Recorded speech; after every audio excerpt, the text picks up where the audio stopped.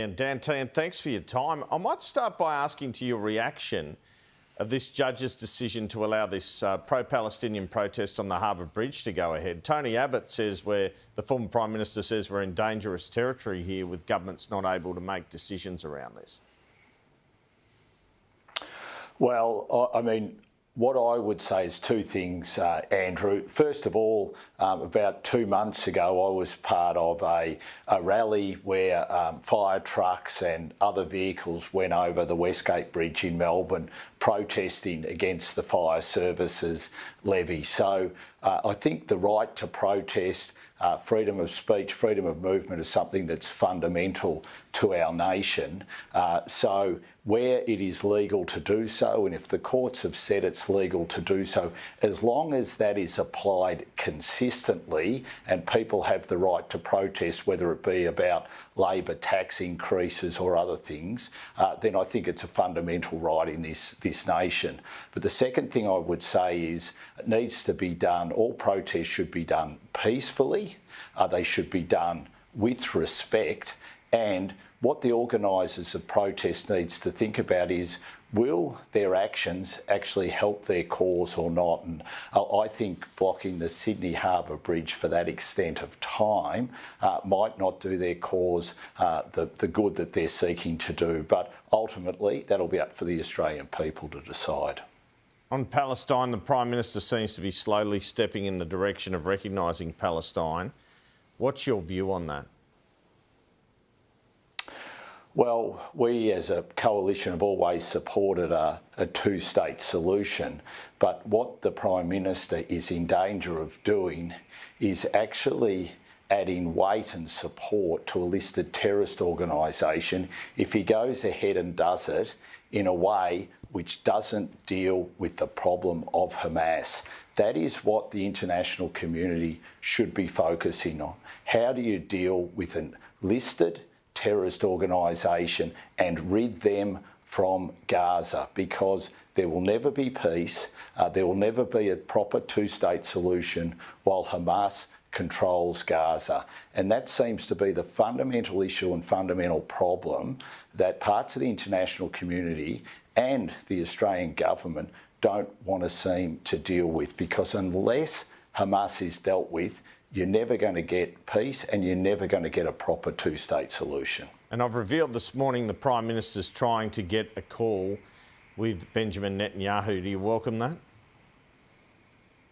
I do. I think the more dialogue the Australian government can have with the Israeli government, the better, because that has been something which has clearly been lacking since October 7, that ability to be able to communicate properly at a prime ministerial level and a senior ministerial level. So any dialogue which will enable both governments to put their case, and my hope is that the Prime Minister will be open to listening to Bibi Netanyahu so that he can get an Israeli view of what is happening on the ground and what they're trying to do to bring peace to Gaza.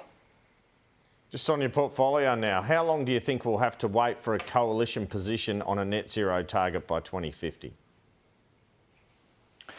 Well, we've put a process in place, Andrew, and I'm absolutely committed to doing that as thoroughly as possible. This is a very, very complex area.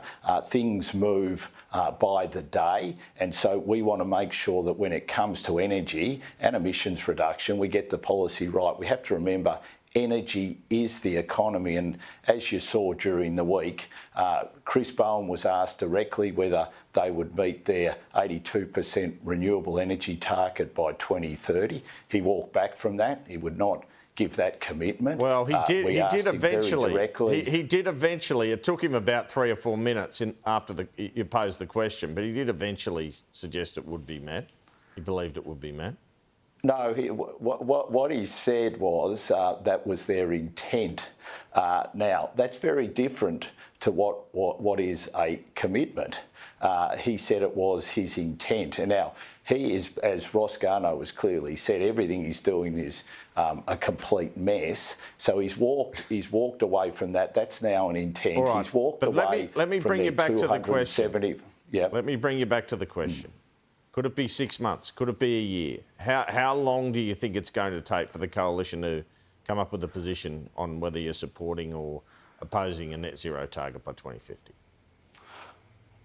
Well, I've said the process could take 9 to 12 months because we want to make sure we get it right. We've got to, as part of that policy, we've got to work out, OK, what will our nuclear policy be? What will our gas policy be? What will we do with state governments that continue to provide subsidies to keep coal-fired power stations going? So what will your policy be when it comes to coal? These are all very complex matters, and we've already met as part of our working group, and we've said the first focus is going to be on gas. Obviously, the government has a review of their gas policy underway at the moment.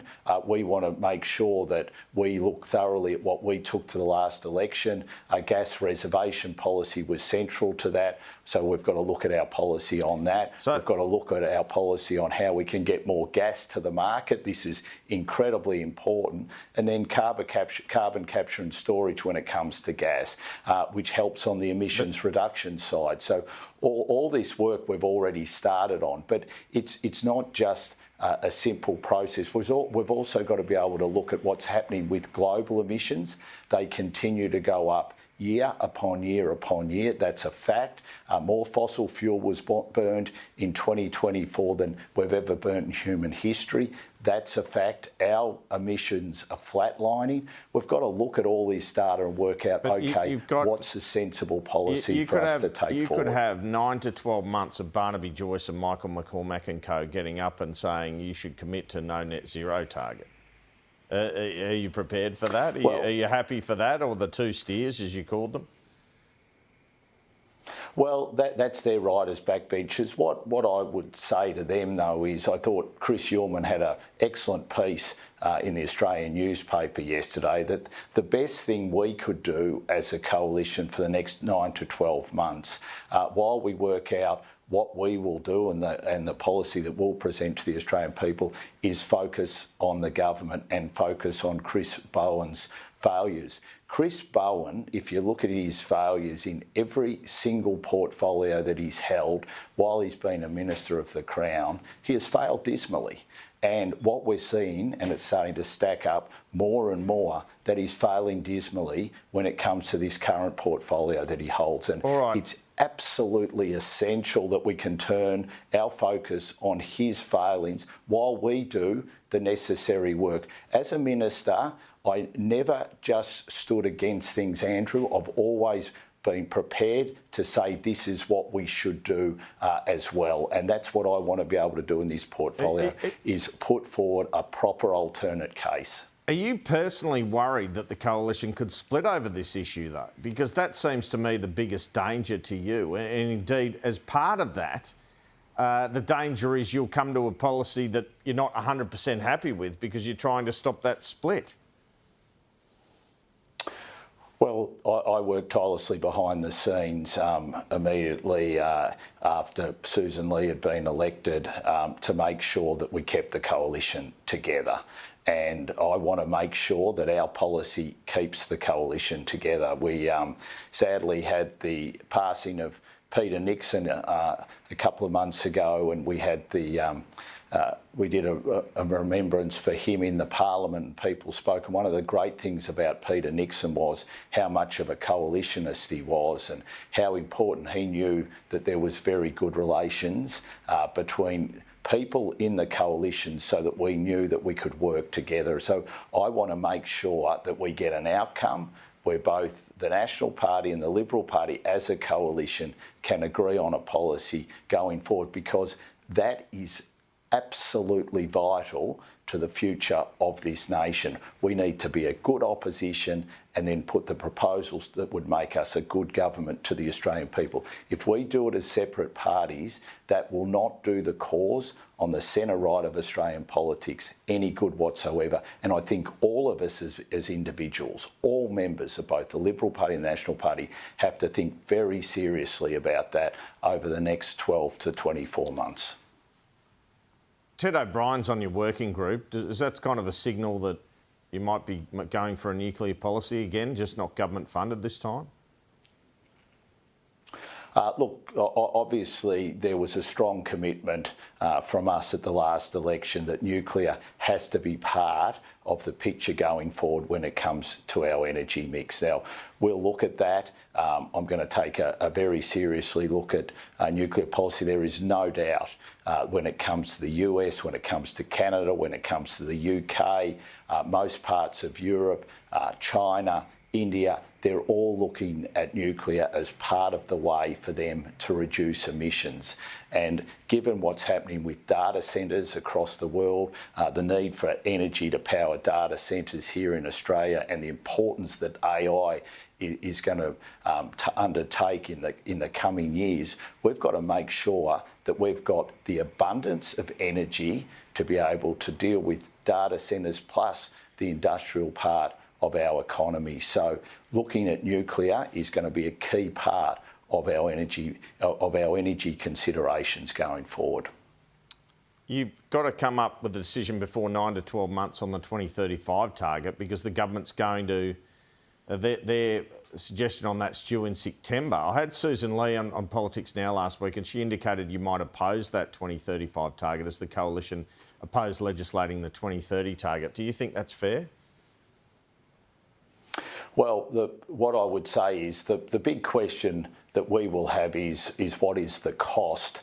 What will it cost with regards to jobs? What will it cost the economy as a whole? We've already had Jim Chalmers out saying that he's looking to increase taxes because of the energy transition. Well, let's come clean. Let's tell the Australian people what the costs will be. So I say this to Chris Bowen here and now. When you're considering your 2035 targets, we want you to be transparent about the cost. The government hasn't been up until this stage, but we want them to be. So if they're fair income, then they need to be in what they present to the Australian people about their 2035 targets. They have to be very clear, what will the cost be? And that is what we will be asking them to provide to the Australian people as we consider what we should do. Do you support Labor's bid to have the COP climate conference held in Adelaide next year? Well, once again, what's the cost and what will be the outcomes? Sadly, after every climate change conference that the world has had, global emissions have continued to rise. So we aren't getting the outcomes that from these climate change conferences that people are proclaiming that we're getting, and we want to see from the Australian government very clearly what the cost will be, and if they come clean on that and can show also the type of outcomes that we're going to be able to get, then we'll look at what the government is proposing. But we haven't even seen them be able to get a final date, a final outcome, even that they will host it rather than Turkey. So there's still a long way to go. So with this. It sounds like you're a bit, just briefly, it sounds like you're a bit sceptical about the idea. Well, we've just got to wait and see how much money, what the security involved, all these things, and then whether there'll be any outcomes. I mean, will Chris Bowen, as they did at the previous COP, will he host a proper forum on nuclear energy and how nuclear energy as a emissions-free baseload fuel will be powering economies around the rest of the world, and whether Australia should consider that or not, or will he continue his ideological opposition to nuclear and just be all things renewables, which, as we've seen, he's not even been successful with that. So, look, we'll wait and see whether they win it. Turkey obviously is still very keen, and then see what they will suggest to the Australian people they'll be able to get with regards to outcomes, and also how much it's going to cost the taxpayer. Now, Victorian Premier Jacinta Allen has announced she wants to legislate so work from home is a legislated right 2 days a week. Trying to end work from home for public servants, obviously an issue for you at the election. What do you think of Jacinta Allen's move? Well, as we are trying to discuss productivity at a national level, it's interesting that she's come out with this policy now. But this is an issue for the state opposition in Victoria. I'm going to do the right thing that I should do and allow them to consider it, look at the detail. As has been explained to me, it is incredibly scant on detail.